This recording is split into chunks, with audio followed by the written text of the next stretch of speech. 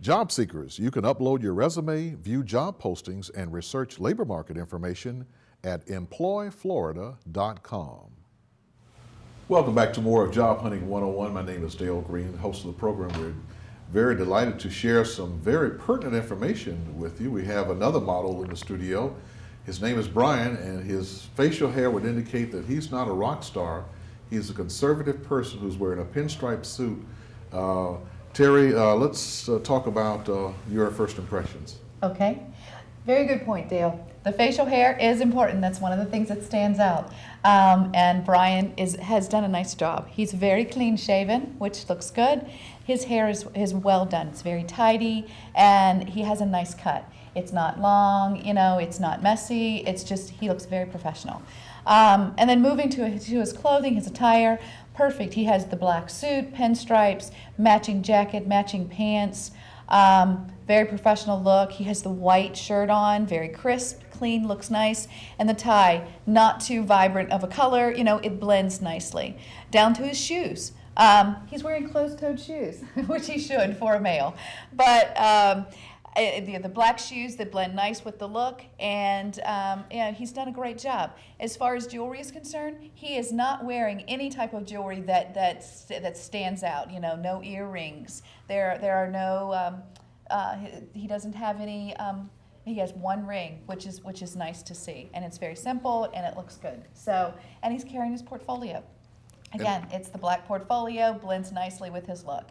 Right, and he's buttoned up. He has the button-up look. He does. And he has buttoned himself up. He does. That's a good. What's your one observation or one thing that I'd like to add here is that while Brian is very clean-shaven, I would add that for someone who may have long hair that's going into an interview, one of the recommendations would be to pull it back away from the face. Secure, perhaps with a bit of gel, just so that everything stays in place and is behind the person, so that when they're interviewing it's not as exposed, because people are hired who have long hair. So that's just a recommendation. Yes. Can he get away with a ponytail as a man? You can. Probably not recommended, but you can. Yeah. I would agree.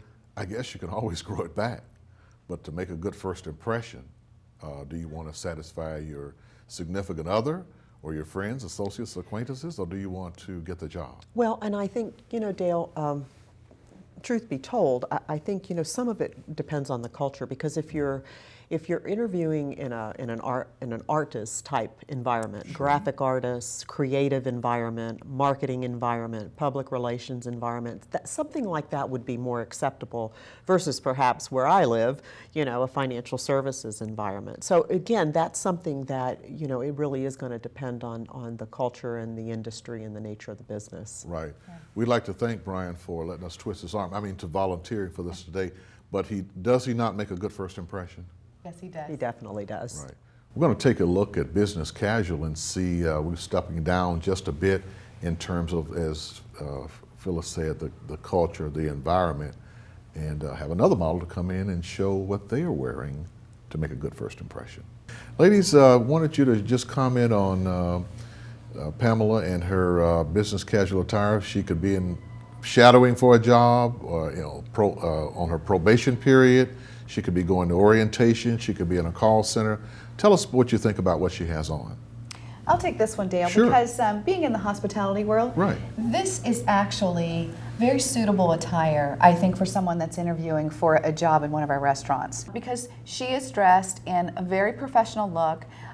Her colors are very subtle. She has the black pants. She has closed-toed shoes. Again, she has jewelry that's very suitable. Nothing that's real flashy, nothing real elaborate. She's carrying her portfolio again, which looks very nice. All of those things we look for in retail world. Someone that is maybe a sales associate, someone that's coming in to interview as a server. This is definitely good. You also mentioned call center. Absolutely. You want to look at the environment, research the company, understand what their office environment is like, and this would be a nice attire coming in to interview for like a call representative in a call center as well. Right. Yeah. And I would also add to that, Dale, when you look at the sweater that Pamela is wearing, it's a nice color. It doesn't flash. Very subtle. It's a subtle Yes. color, a pastel. It fits right in. It doesn't announce her before she arrives. Right. And I think you had said earlier, Phyllis, when we were discussing this off the air, that you get into the culture, you kind of find out during your 90-day or 6-month probation who's wearing what and Exactly. when. Yeah. Casual Friday, you don't want to be too casual. You want to be, business casual is sort of a good median, happy median. Exactly. And I think that there are from time to time different interpretations of what business Sure. casual are. And I think, again, to your point, you have to take the lead of others in your organization because it could mean one thing in one environment. I mentioned earlier about, the whole marketing environment and artistic environment. It may mean something very different there than it does, versus an insurance environment. So. It does. We're going to take a look now at an example of business casual, and Brian is the epitome of business casual, is he not? He is, Dale. When you take a look at Brian, you see that obviously he's wearing clothes that fit. I'd like to call attention to the belt and, of course, the shoes. They both match.